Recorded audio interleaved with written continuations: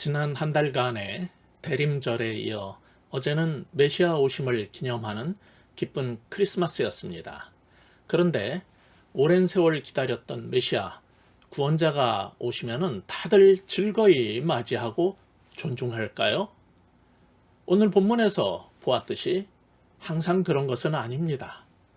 지금도 예수님께서 메시아임을 가장 안 믿는 가장 대표적인 지역, 그리고 대표적인 사람들이 어떤 사람들입니까? 예수님께서 태어나신 중동 지역이고 그 중에서 이스라엘이고 유대인들입니다. 오늘 본문 앞 5장에서 무덤가에서 살던 귀신 들린 사람의 귀신을 내쫓아 저도 떠나가 달라고 했던 것은 거러사 지역의 이방인들만이 아니었음을 오늘 본문은 우리에게 보여주려고 합니다. 1절 다시 읽어보시겠습니다. 예수께서 거기를 떠나사 고향으로 가시니 제자들도 따르니라. 예수님은 약속의 땅 이스라엘로 돌아와 소위 선민들에게 복귀하셨어요. 회당을 섬기던 회당장 야이로의 죽은 딸을 살리고 가는 길에 혈루증 여인을 고친 그 갈릴리 지역의 가버나움을 떠나서 이제 예수님은 제자들과 함께 고향 나사렛을 찾았습니다. 이방 땅에서 이스라엘로, 이스라엘에서도 예수님의 고향으로 더 가까이 더 깊이 향했습니다. 그렇지만 우리 마을이 낳은 놀라운 능력의 종, 생명의 복음 전파자 예수라는 현수막을 걸고 환영해 줄 것을 기대한다면 그것은 헛된 기대요, 인간에 대한 이해 부족일 뿐입니다. 우리 2절 같이 읽어보시겠습니다. 안식일이 되어 회당에서 가르치시니 많은 사람이 듣고 놀라 이르되 이 사람이 어디서 이런 것을 얻었느냐, 이 사람이 받은 지혜와 그 손으로 이루어지는 이런 권능이 어찌 됨이냐. 여러분이 사도행전이나 서신서를 보신다면은 12 제자나 사도 바울이 그랬듯이 안식일이 되면 그들은 가까운 회당에 가서 예배를 드리는 것이 유대인의 관례였습니다. 그래서 예수님도 안식일이 되자 제자들과 함께 회당에 가셨고 당시 풍습에 따라 율법과 선지서 두루마리를 꺼내서 읽고 하나님의 감동을 받은 자는 회당장의 허락을 받아서 주께서 주신 것을 나눌 수 있었기 때문에 주님께서 입을 열어 가르치실 수 있었던 것입니다. 그것은 참으로 놀라운 가르침이었고 때로 그 하늘 진리에는 권능이 동반되었습니다. 여느 랍비들과 그 가르침은 확연히 달랐어요. 그런데 사람들의 반응이 무엇이었습니까? 그것은 한마디로 말해서 3절에 있는 것처럼 놀랐다는 것입니다. 물론 예수님의 가르침과 능력에 감탄했다는 긍정적인 측면이 있지만은 마가복음 강해를 하면서 이미 여러 번 말씀드렸듯이 마가가 사용하는 놀랐다 또는 무서워한다라는 것은 대개 믿음 없음의 표현입니다. 2절 후반에서 그래가지고 이 사람이 어디서 이런 것을 얻었느냐, 이 사람이 받은 지혜와 그 손으로 이루어지는 이런 권능이 어찌미냐라는 질문을 하는 것처럼, 자문을 하는 것처럼 어디서, 도대체 어디에서 이런 권능을 얻었는지, 어디에서 이런 것을 얻었는지 그들은 그것에만 의아해했어요. 수많은 종교 지도자들은 오랜 수도 생활, 수행을 통해서 무엇인가를 깨닫고 그가 숭배하는 신의 능력을 부여받아서 권능을 행하는 것이 맞습니다. 그런데 예수님은 그렇지 않으셨어요. 어떻게 달랐습니까? 마가복음의 독자들은 마가복음 1장 1절에서 이미 예수 그리스도 하나님의 아들의 복음의 시작이라는 그 말씀에서 예수님은 누구인가? 하나님의 아들이다. 그리고 그런 능력을 전수받았거나 복음을 배운 거나 한 게 아니라 그 예수가 하나님이고 하나님의 아들이고 그 손으로 행한 모든 기적은 메시아로 오신 하나님 자신의 권능이라는 점을 다 압니다. 그러나 그것은 우리만 알 뿐 하나님을 믿는다던 이스라엘 사람들, 매일 토라와 예언서를 읽는 유대인들은 알지 못했기 때문에 예수님을 믿지 않았어요. 물론 그들도 예수에게 지혜의 말씀과 능력이 있음을 그 설교를 들어보면은, 그 말씀을 들어보고 경험해 보면 인정할 수밖에 없었지만, 그들은 지금까지 봐왔던 일련의 사건을 통해서 그가 도대체 누구인가는 생각해 보지 않았습니다. 도대체 저 젊은이는 누구한테서 배웠고 누구한테서 저런 능력을 부여받은 것인지 궁금해했을 뿐입니다. 이처럼 그들이 믿지 않았던 첫 번째 이유는 지혜와 권능의 근거 혹은 원천에 대한 몰이해였습니다. 누군가 다른 사람에게서 배웠거나 부여받은 능력이 아니라 예수님의 말씀과 권능은 그 자신이 하나님이었기 때문에 행할 수 있었다는 것을 우리 독자들은 알아야 한다는 것입니다. 이것이 오늘 본문의 첫 번째 교훈이에요. 자, 오늘 본문의 첫 번째 교훈은 그래서 이렇게 정리할 수 있을 것입니다. 참된 생명의 진리는 배워서 하는 것이 아니라 하늘로부터 오는 것임을 알라는 것이죠. 참된 생명의 진리는 누구로부터 배워서 하는 게 아니라 하늘로부터 오는 것임을 아시기 바랍니다. 그것이 1, 2절 통해서 우리가 배워야 될 첫 번째 교훈입니다. 그들이 예수님을 믿지 못한 또 하나의 이유가 있었는데, 그것은 그들을 지배하고 있던 어떤 생각과 판단의 기준 때문입니다. 그 판단의 근거가 무엇인지 우리 3절에서 같이 찾아보시겠습니다. 자, 3절 다시 읽겠습니다. 시작. 이 사람이 마리아의 아들 목수가 아니냐, 야고보와 요셉과 유다와 시몬의 형제가 아니냐, 그 누이들이 우리와 함께 여기 있지 아니하냐 하고 예수를 배척한지라. 그들이 예수를 배척한 두 번째 이유는 과거의 배경과 예수의 과거의 배경과 친숙함 때문입니다. 그 교훈이 하도 뛰어나서 저 사람 누구야? 그리고 다시 가만히 살펴보니까 아는 사람이었던 거예요. 우리는 그 예수님이 하나님의 아들이라는 사실을 알지만 그들은 자신들의 방식으로 접근을 했는데 그게 뭐였어요? 아, 저 사람 내가 잘 아는 이 동네 사람, 저 아랫동네 마리아의 아들이고 그 사람 어렸을 때부터 내가 잘 봐서 아는데 야고보, 요셉, 유다, 시몬의 형이고 그 여동생도 이 동네 사는 누구야? 이렇게 우리의 익숙함, 그리고 그의 평범한 배경 때문에 그들은 예수의 메시아 되심을 믿지 못했었던 것입니다. 제가 미국에서 신학대학원을 다니면서 전도사 생활을 할 때였습니다. 그 교회 담임 목사님께서 하루는 목회에 도움이 되라고 조언을 해주셨어요.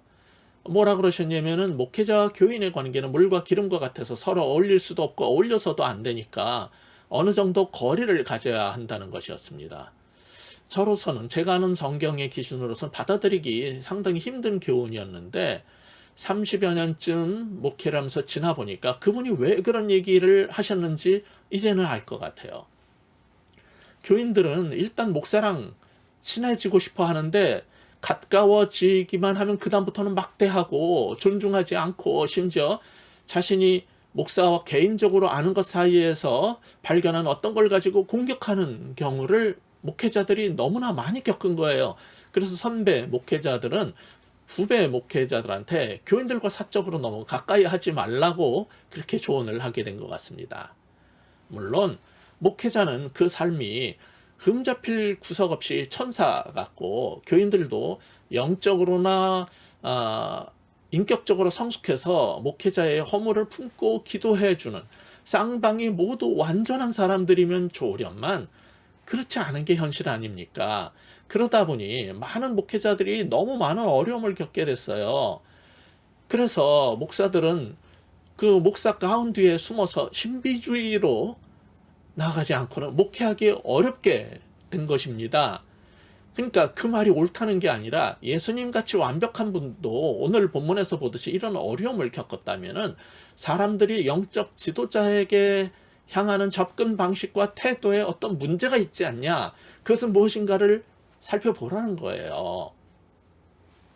예수님의 고향 나사렛 사람들은 예수 저 사람 어렸을 때부터 내가 봐서 아는데 목수 일하던 사람이라고 지금 3절에서 말하고 있잖아요.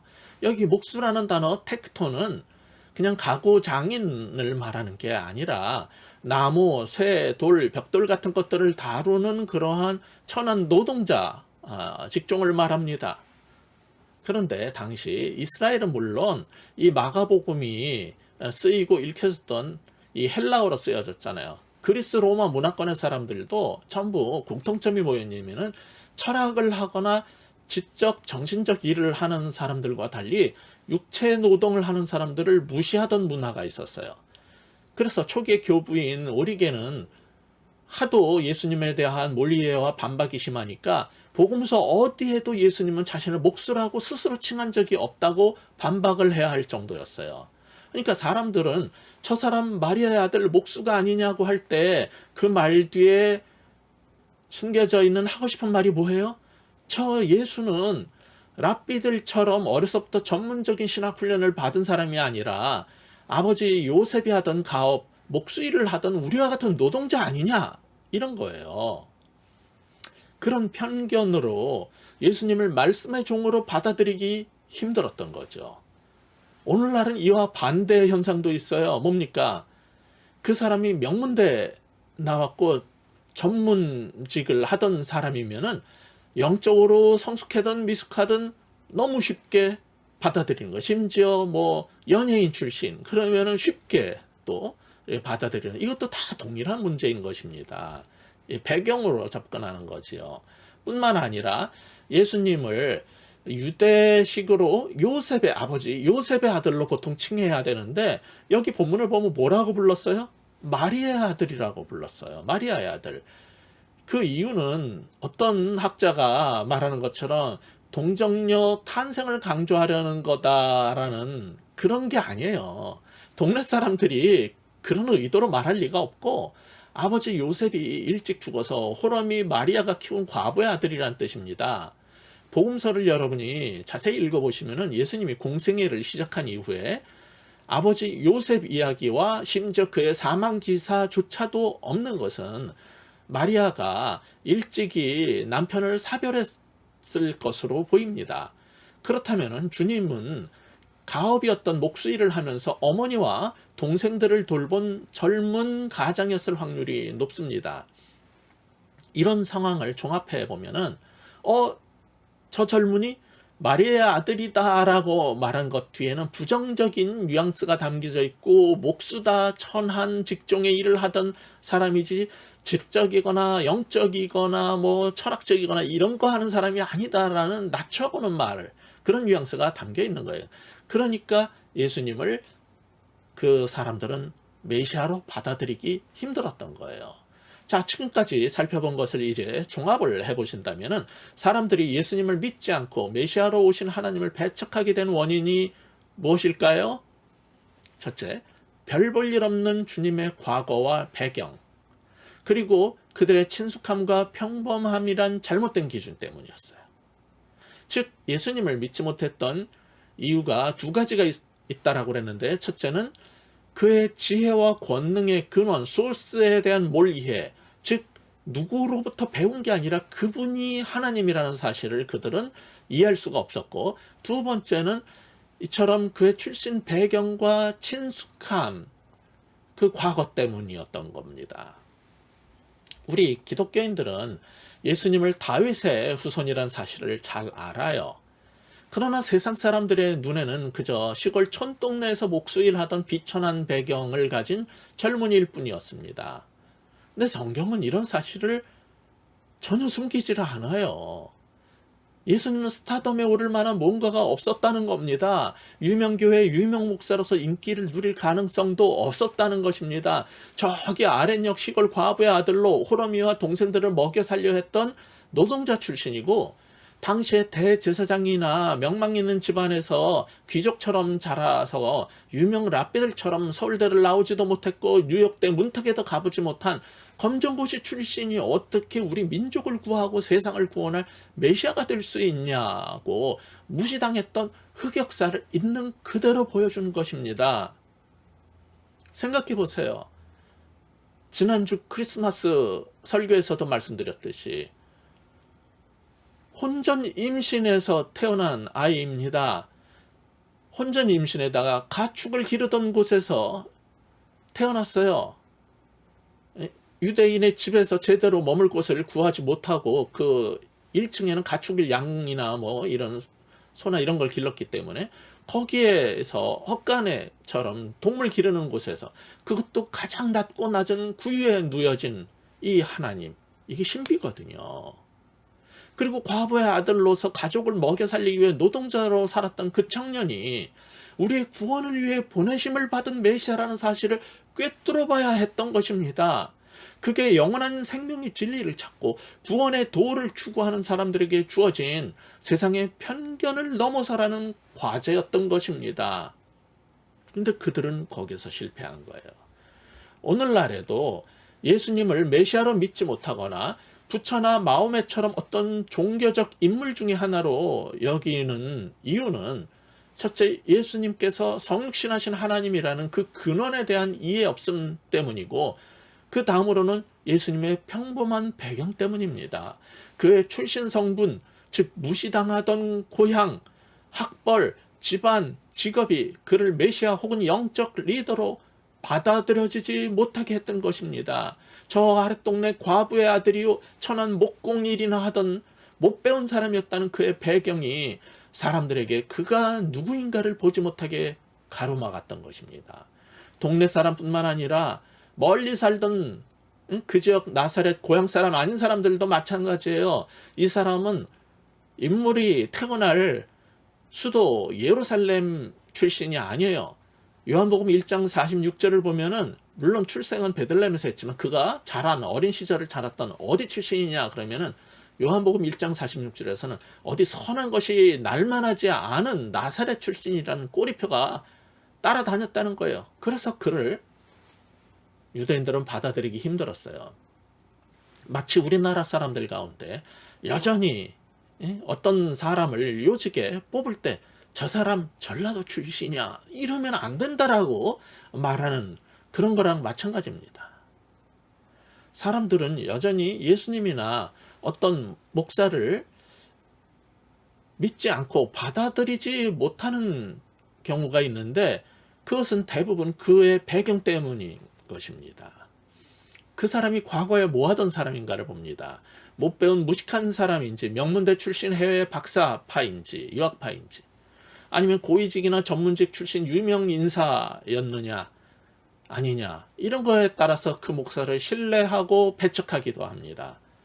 그런 것들 때문에 그의 설교를 들을지 말지, 나의 목사로 받아들일지 말지를 선택하는 그런 결정을 한단 말이에요.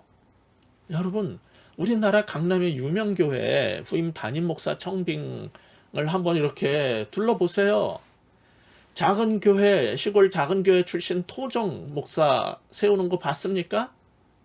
대형 교회 출신의 해외 유학파일 뿐 아니라 전라도 출신인지 아닌지까지 본단 말이에요. 그러니까 예수님이 우리나라의 대형 교회 담임 목사 자리에 지원을 하면은 아마 1차 서류 면접에서 떨어질 가능성이 높을 거라는 우스갯소리가 있을 정도입니다. 이거는 지역교회 담임 목사를 뽑을 때뿐만 아니에요. 신대원의 교수를 선발하거나 승진시킬 때도 서울대 출신이냐 아니냐가 중요해요. 신학을 어디서 했느냐, 신앙이 어떠냐가 아니라 서울대 출신이냐 아니냐. 대통령이나 장관을 뽑을 때도 스카이에서 하늘에서 내려왔냐 아니냐를 보는 것 같아요. 그리고 사람을 뽑을 때 그 사람 박정희 딸이냐, 현대건설 사장 출신이냐, 검찰총장 출신이냐 하는 경력으로 판단하기 때문에 그렇게 김건희인가? 그 여자가 그렇게 이력을 과장하고 위조하고 조작하기까지 이르게 된 겁니다. 이 사회가 낳은 병폐들이에요. 아무리 우리가 노력하고 성실히 끊임없이 애써서 최고의 위치까지 올라가도, 사람들의 권익을 위해 아무리 낮은 자세로 섬겼어도 그 결과 어떤 성과를 냈더라도 그 출신 배경 때문에 무시당하고 알아주지 않는다면 세상도 불행해질 것이고, 더군다나 교계에서 그렇다면 더 말해서 뭐 하겠습니까? 그런데 그게 현실이에요. 소득만 높아진다고 선진국이 되는 게 아닙니다. 이런 것들이 달라져야 하는 겁니다. 우리나라는 많이 좋아졌어요. 그러나 사람들의 생각은 아직 더 성숙하고 달라져야 합니다. 이런 세상 관점 때문에 예수님이 하나님의 아들이고 그들이 그토록 오랫동안 기다려왔던 메시아라는 사실을 이 나사렛 사람들은 받아들이지 못하고 예수님을 끝내 주님으로 믿지 못했어요. 그 이유는 하나님이 그렇게 하잘것없고 자신들과 별반 다를 바 없는 사람으로 오셔서 말씀하시고 구원의 길로 인도해 주시고 내 지도자가 메시아가 될 거라는 생각을 도저히 받아들일 수 없었던 그들의 편견 때문입니다. 그러므로 우리 그리스도인들은 이런 세속적 관점을 극복하고 하나님의 선택과 소명 중심으로 사람을 판단하는 눈을 가져야 하고 과거보다는 미래를 보는 비전이 있어야 하고 평범한 배경과 출신 성분보다는 앞으로의 가능성을 볼 수 있어야 하고 우리의 익숙함과 친밀함이 아니라 그것이 변혁의 장애물이 되지 않고 그의 혁신과 미래를 향한 그러한 능력을, 비전을, 실력을 볼 수 있어야 하는 겁니다. 그래야지 우리 자신도 나라도 교회도 더 성숙할 수 있을 것입니다. 따라서 오늘 본문이 우리에게 주고자 하는 두 번째 교훈은 이것입니다. 참된 생명의 진리는 배경이 아니라 하나님으로부터 오는 것을 알라는 것입니다. 첫 번째 뭐였어요? 참된 생명의 진리는 사람이 배워서 갖게 되는 게 아니라 하늘로부터 오는 것임을 알라고 했어요. 두 번째, 참된 생명의 진리는 사람의 배경에서 오는 게 아니라 하나님으로부터 오는 것임을 알라는 겁니다. 우리가 이런 세속적 시각의 문제를 극복하지 못하면은 심지어 오늘 우리에게 예수님이 오셔도 우리의 신앙과 교회와 세상은 바뀌지 않을 거예요. 그를 받아들이지도 않을 거예요. 그리고 주께서 탄식한 4절이 또다시 반복될 겁니다. 4절에서 예수님은 뭐라고 탄식하셨는지 같이 읽어보시겠습니다. 시작. 예수께서 그들에게 이르시되 선지자가 자기 고향과 자기 친척과 자기 집 외에서는 존경을 받지 못함이 없느니라 하시며, 선지자가 고향과 친척과 집에서 존경받지 못한다는 것은 당시의 격언이었는데 예수님도 그 일을 겪으신 거예요. 세상에서 벌어지던 그 일을 겪으신 거예요. 똑같이. 사실 마가복음 3장 21절에서 이미 우리가 보았듯이 예수님은 가족과 친척들에게로부터 믿지 않을 정도가 아니라 그가 미쳤다라고 하는 말을 들을 정도였는데 이 동네 사람들이야 오죽했겠습니까? 3장과 지금 보고 있는 본문 6장에서 계속 반복되는 이런 불신앙과 배척은 앞으로 마가복음 후반부에 가면 드러나듯이 예수님의 십자가 처형으로 극에 달하게 됩니다. 그래서 4절 예수님의 탄식은 지금 마가복음 독자들로 하여금 그런 상황을 서서히 대비하게 만들어주는 역할을 합니다. 주님은 구원하러 오신 자기 백성들에게 배척되고 심지어 십자가 처형의 죽임을 당하게 될 거라는 사실을 갑작스럽게 읽고 놀라지 말라는 거죠.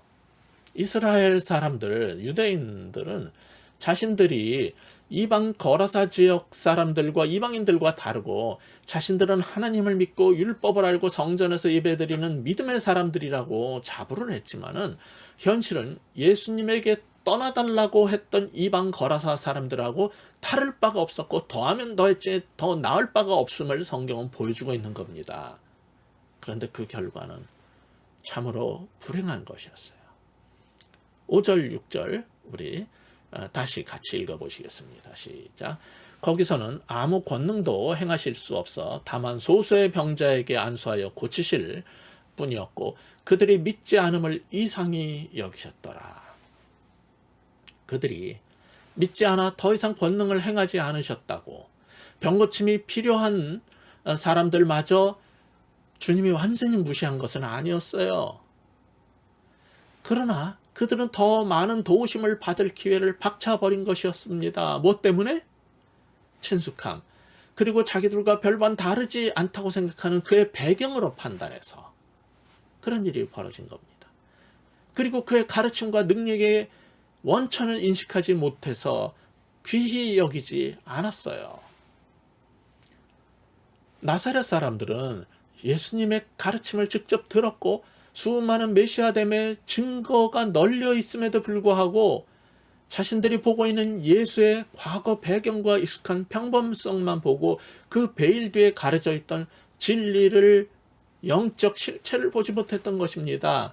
그들은 똑똑한 척하고 잘난 척했던, 영적으로 대단한 것처럼 생각했던 신앙인이었고 회당에서 예배드리던 사람들이었지만은 이런 미련함으로 사실은 사람 볼 줄 모르던 바보라는 사실이 드러나 버린 것입니다. 근데 이거는요, 단순한 미련함이 아니었어요. 그 결과 인간으로 오신 하나님과의 귀중한 만남을 허공으로 날려버렸고 메시아를 통해 하나님 존전 가까이 나아갈 수 있는 기회, 하나님 나라에 들어설 수 있는 모든 기회를 놓치게 된 것입니다. 참된 진리와 하늘의 신비는 오늘 본문에서 보듯이 세상적 배경 같은 어떤 베일을 꿰뚫어 보는 믿음의 눈을 가져야만 볼 수 있는 거예요. 그런데 그들은 세속적인 가치관으로 봤기 때문에 자신들을 찾아온 그 큰 축복을 차버리게 된 것입니다. 이것은 참으로 안타까운 일이 아닐 수가 없어요. 예수님께서 고향에서 겪으신 이 사건, 이것은 그와 함께 있던 제자들과 오늘날 우리에게는 그럼 어떤 교훈을 주는 걸까요? 오늘 본문 다음에 나오는 마가복음 6장 7절부터 13절을 보시면은 이제 선교를 위해서 제자들을 예수님께서 처음으로 내보내시는 장면입니다. 그렇기 때문에 오늘 본문의 내용은 그 일과 어떤 연결고리를 만들고 복음 전파를 앞둔 제자들에게 많은 생각을 하게 만들었을 것입니다. 그들뿐만 아니라 마가복음의 독자들도 앞으로 복음을 전할 때 혹은 복음의 증인으로 살아야 할 때 가진 편견으로 무시당하고 배척당하게 될 거란 점을 배워야 했습니다. 그때 복음 전파자로 나간 자신을 믿지 않고 무시하고 존중하지 않고 배척한다고 그 사람들하고 부딪혀 싸울 게 아니라 다른 곳에 가서 복음을 전하면 된다는 것입니다. 그것이 다음 패러그래프에 이어지는 내용이에요. 하나님의 은총 받기를 거부하는 자들에게 매달리고 싸우고 힘들어할 게 아니라 하늘의 은혜를 사모하면서 기다리는 다른 사람들을 향해 발걸음을 돌리라는 것입니다. 그래서 제자들은 앞으로 그런 삶을 사는 것을 보게 될 것입니다. 지금까지 마가복음 앞에서 보여줬던 것처럼 4장이 씨 뿌리는 비유에서 보았듯이 농부는 모든 곳에 골고루 씨앗을 다 뿌립니다. 그런데 돌밭과 길가와 가시덤불에서 싹이 나지 않는다고 좌절하지 말고 옥토에서 싹이 나서 30배, 60배, 100배 결실을 맺을 것을 기대하면 된다는 거예요. 하나님의 은혜는 모든 사람에게 공평하게 주어지지만 그 기회를 박차버리고 믿지 않는 사람들이 아니라 그 은총을 사모하는 사람들에게 부어져서 싹이 나고 열매를 맺게 될 것을 나사렛 사람들과 우리 모든 사람들 모두 함께 깨닫기를 오늘 본문은 우리에게 요구하는 것입니다. 그것이 오늘 본문의 마지막 교훈입니다. 셋째로, 참된 생명의 진리를 전할 때 편견과 배척당할 것을 알라는 것입니다. 참된 생명의 진리는 배워서 하는 게 아니라 하늘로부터 오는 거라고 그랬어요. 둘째로, 참된 생명의 진리는 배경이 아니라 하나님으로부터 오는 것을 알라고 했어요. 그리고 마지막으로, 참된 생명의 진리를 전할 때 편견과 배척당할 것을 아시기 바랍니다. 예수님을 믿지 않고 배척한 고향 사람들은 2000년이 지나도록 지금까지 복음서를 읽는 수많은 사람들에게, 전 세계 모든 인류에게 인류 역사상 가장 바보 같은 사람들로 기록되어 가장 수치스러운 모습으로 기억되고 있습니다. 오늘날 우리 한국교회의 모습은 어떻습니까? 미국의 한 유명 신학자는 오늘날 교인들을 설교하는 목사의 양복, 넥타이부터 구두까지 쭉 아래로 훑어보면서 자신들의 수준에 걸맞는 고급스러움이 있는지 없는지를 살펴본다고 했어요. 그리고 그 목사가 말하는 바가 매끄러운지, 혹은 유명 기업 CEO 출신인지, 법조계나 의사 출신인지를 통해서 그의 설교를 받아들일지 말지를 결정하고, 그런 목사를 내가 선택했기 때문에 나도 그 수준의 신앙에 올라갔다고 착각하는 이런 일을 반복하고 있고, 그리고 어떤 하나님께서 세우신 종의 그 평범함 속에 담겨 있는 진리는 보지 못하는 경우가 혹시 우리에게도 있지는 않습니까? 사도 바울처럼 말하는 것도 어눌하고 사례비도 제대로 못 받아가지고 택시 운전하고 도배일도 하면서 겨우겨우 생계비를 벌면서 가족을 부양하면서 복음 전하는 작은 교회 목사의 사도권을 무시하는 일은 혹시 우리 가운데 없습니까? 사도 바울이 경험했던 것처럼 만물의 찢기처럼 여겨지는 일이 오늘날에는 없을까요? 우리는 하나님의 종들을 제대로 분별하고 그들을 존귀히 여길 줄 알아야 합니다. 1900년대 초 전라북도 김제 정읍 일대의 최고의 갑부였던 조덕삼이라는 분이 있었어요. 이분이 예수님을 믿고 교회를 다녔는데 장로 일대 장로 선거를 하는 장로 투표에서 같은 교회를 다니던 그의 그 여러 사업체 중에 하나였던 마방의 마부요 머슴이었던 이자익이라는 사람이 있었는데 그 사람이 장로로 뽑히고 자신이 떨어졌어요. 얼마나 당황스럽겠습니까? 교회 다니기 힘들다고 생각해서 떠나는 사람도 있을 거예요. 오늘날 같으면. 그래서 이 머슴이 장로가 되고 조덕삼은 그냥 교인의 관계로 신앙생활을 하게 됐는데, 그럼에도 불구하고 조덕삼 이 사람은 그 교회를 장로를 그 머슴을 이렇게 잘 섬기면서 교회를 잘 세워갔어요. 그러다 그 신앙과 삶을 주목해 본 조덕삼은 이 머슴이 이자익이라는 사람이었는데, 이 이자익을 평양신학교에 보내서 신학을 하게 하고 그 사이에 자기 땅에 자기 재산을 가지고 금산교회를 지어 봉헌을 한 다음에 그 이자익 장로가 목사 안수를 받게 하고 목사님으로 모셨어요. 그리고 2대 장로로서 평생 자기 머슴 출신 이자익 목사님을 도와서 교회를 섬겼고, 이자익 목사는 예장 대한예수교회 장로회 총회장, 그것도 역사의 길이 남는 3번이나 연임을 하는 전무후무한 한국교회 지도자가 되었던 것입니다. 이처럼 사람 보는 눈을 갖고 겸손히 섬긴 조덕삼 장로가 한국 교회에 이런 분들이 있었기 때문에 하나님께서 100여 년 전 우리 한국 교회를 축복하셨다고 저는 믿어요. 2022년을 살아내야 할 우리들도 우리의 지도자를 선택할 때 이런 모습이 있었으면 좋겠어요. 나사렛 사람들처럼 우를 범하지 말기를 바랍니다. 단지 화려한 학벌과 경력, 출신 같은 세상적 배경으로 판단해서 어떤 사람은 배척하고 조롱하고 양의 탈을 쓴 늑대에 환호하는 우를 범하지 않도록 조심하시기 바랍니다. 예수님은 한평생 사람들의 인정과 칭송을 받고 추종자들이 몰려 유명해지고 영예로운 존재가 되려고 하지 않으셨어요. 하늘 보좌를 두고 내려오신 분 아닙니까? 그는 예루살렘에 며칠 다녀왔다고 명문 예루살렘 대학 출신인 것처럼 행세하지도 않았고, 유명 랍비 문화생이 되려고 학벌에 목매지 않았고, 무시당하던 목수 집안 배경을 드러냈고 명문 가문 출신으로 둔갑하려고 하지 않았어요.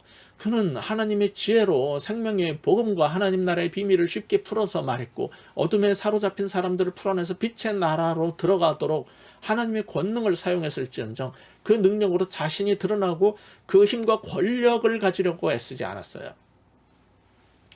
그렇지만 믿지 않고 무시하던 나사렛 사람들로 인해서 극소수의 사람들을 제외하고 많은 나사렛 사람들은 그 은총을 받지 못했다는 사실도 주목하시기 바랍니다. 나의 믿음 없음으로 인해서 정작 도움이 필요한 주변 사람들은 도움을 받지 못한 이 일은 우리의 의심과 회의, 그리고 우리의 불신앙이 우리 주변과 우리 공동체에 어떤 영향을 끼치게 될지 생각해 보게 만듭니다. 하나님의 지혜와 이 땅에 임한 하나님 나라에 대해서 가르치시고 그것을 깨달을 수 있도록 하나님의 권능을 보여주었건만 도무지 믿지 않던 사람들 때문에 6절에서 보듯이 주님은 의아하게 여기시면서 다른 곳으로 가셔서 복음을 전하고 하나님의 일을 하셨습니다. 가장 가까이에 있는 사람들은 예수님이 얼마나 귀한 분인지를 모르고 믿지 않고 받아들이지 않고 섬기지 않고 무시했던 이 모습은 그래서 그냥 안타까운 게 아니라 얼마나 불행한 일인가를 생각해 보게 합니다. 나의 잘못된 선택, 나의 불신앙, 나의 배척이 공동체 전체에 피해를 주게 됨을 우리는 알아야 하는 것입니다. 그리고 그들의 믿지 않음으로 인해서 도움이 필요한 수많은 사람들이 도움을 얻을 기회를 박탈당했다는 사실 기억하시기 바랍니다. 주님은 그들의 믿지 않음으로 인해서 능력을 더 이상 사용하지 않고 최소한의 사람들만 고쳐주시고는 그분을 환영하는 다른 곳으로 떠나버리셨습니다. 2022년을 앞두고 우리도 중요한 선택을 하게 됩니다. 제가 바라기는 한 사람의 출신과 과거 배경 같은 세상적 기준으로 지도자를 뽑고 후했던 전철을 더 이상 밟지 않고 지혜의 눈을 뜨게 해달라고 기도하는 우리 모두가 됐으면 좋겠다는 것입니다. 그리고 우리 앞에 보내주실 영적 지도자를 제대로 알아보고 믿고 따르는 지혜의 안목을 열어주십사 함께 기도하는 저와 여러분 모두가 되기를 우리 주 예수 그리스도의 이름으로 축복하며 기도합니다. 함께 기도하시겠습니다.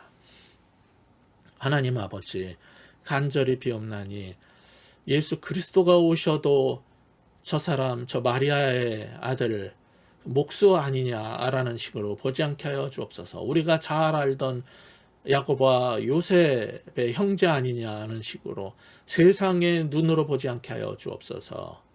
하나님, 정말 우리 앞에 주께서 보내주시는 영적 지도자를 선택할 때도 그의 배경과 학벌과 그 나머지 사항으로 판단하지 않고 정말 그의 말씀과 인격과 영성을 볼 수 있는 지혜의 눈을 열어 주시옵소서.